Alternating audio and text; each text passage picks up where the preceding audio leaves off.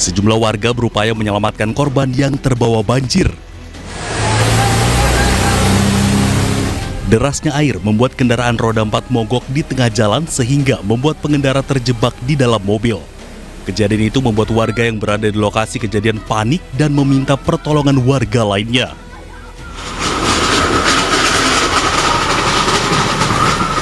Tak hanya itu, banjir juga membuat gerobak milik pedagang ikut terbawa hanyut derasnya arus banjir.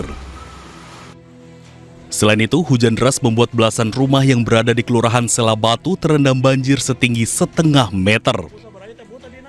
Nggak ketahan, air dari belakang saya langsung masuk. Terus dari depan juga masuk air. Airnya dari selokan atau dari mana? Selokan. Setinggi ini pernah nggak sebelumnya? Belum, baru hari ini banjir segini gitu kan. BPBD Kota Sukabumi terus memantau perkembangan banjir dan menghimbau warga untuk selalu waspada. Dari Sukabumi, Jawa Barat, Budi Setiawan, iNews melaporkan.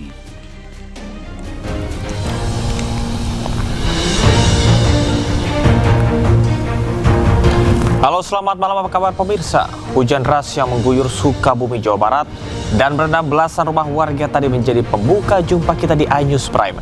Kami juga memiliki informasi Kementerian SDM memastikan pasokan listrik bagi warga terdampak bencana di Aceh, Sumatera Utara dan Sumatera Barat akan pulih sepenuhnya akhir pekan ini. Saya Camar Hainda, inilah iNews Prime selengkapnya.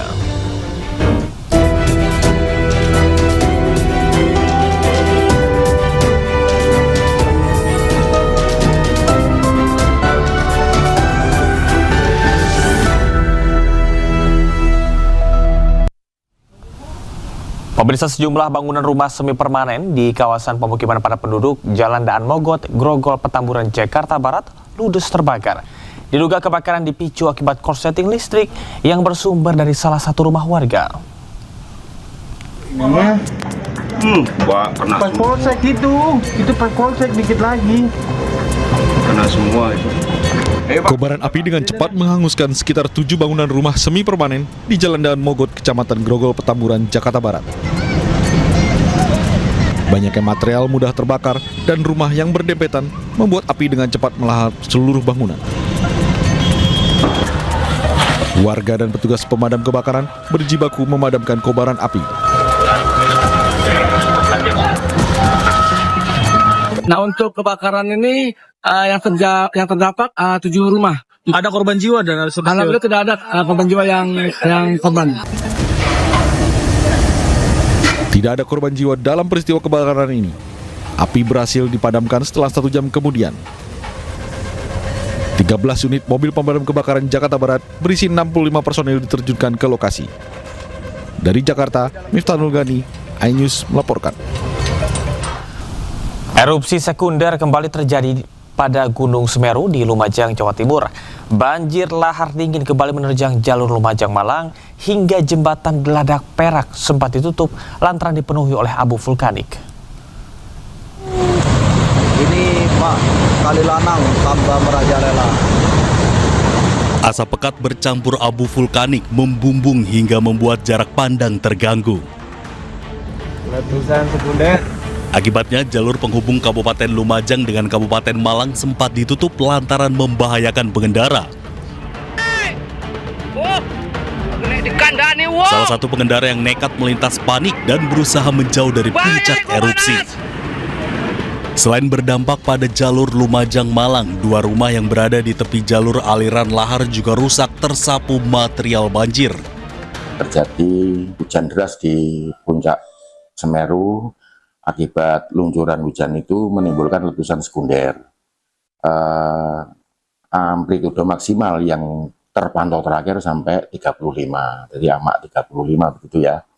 Amak 35 ini sudah tergolong besar, sehingga letupan-letupan sekundernya juga besar, dan itu sudah melewati jembatan Besuk Keboan.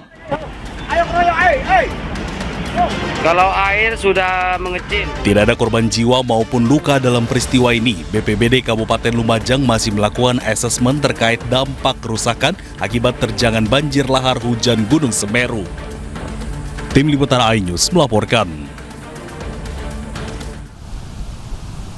Pemirsa, banjirop merendam sejumlah wilayah di Jakarta Utara dan sekitarnya, mulai dari kawasan Ancol, Muara Angke, dan juga Tanjung Priok, hingga membuat kendaraan yang melintas tersendat. Kamis 04 Desember 2025 pada ketinggian 0904 izin melaporkan komandan dari area jalur Marina. Kawasan wisata Ancol menjadi salah satu wilayah terdampak banjirop. Kawasan Ancol yang terdampak adalah kawasan Dermaga Marina. Sementara banjirop juga menggenangi Jalan RE Marta Dinata, Tanjung Priuk, Jakarta Utara hingga membuat laju kendaraan terhambat. Ketinggian air yang mencapai hingga 40 cm membuat kendaraan yang melintas harus berjalan lambat. Gubernur Jakarta Pramono Anung telah mengingatkan potensi banjirop di Jakarta Utara. Puncak banjirop diprediksi hari ini. Memang sekarang ini sedang terjadi mulai dari kemarin, hari ini, dan besok tanggal 5. Puncaknya adalah tanggal 5 dan setelah itu akan mengalami penurunan. Maka dengan demikian sekali lagi kami juga menyampaikan terima kasih kepada BMKG yang telah memberikan informasi yang sangat presisi, sehingga dengan demikian penanganan kami di lapangan relatif sudah berjalan. Dari kemarin saya sudah menyampaikan ini, dan termasuk kenapa kemarin kita mengadakan apa yang disebut dengan town hall meeting dengan camat dan lurah, dan kami sudah menginstruksikan tentang penanganan yang harus dilakukan di lapangan. Banjirop yang dipicu pasang air laut puncaknya berlangsung hari ini hingga diperkirakan ketinggian banjir bisa bertambah. Menteri Keuangan Purbayayudi Sadewa mendapati temuan masih banyak subsidi pemerintah yang tidak tepat sasaran dan dinikmati oleh masyarakat golongan kaya dan super kaya di Indonesia.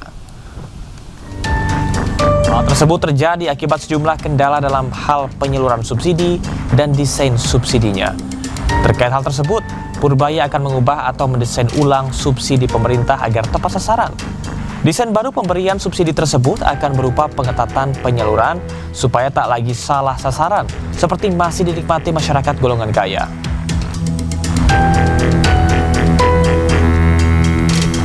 Penyaluran subsidi utamanya itu. Jadi kita